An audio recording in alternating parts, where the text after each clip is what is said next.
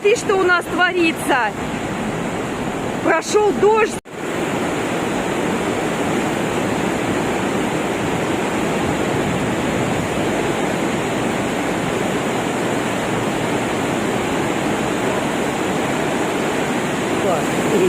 Только бы не поднялась, говорят люди. Посмотрите, что творится. Офигеть.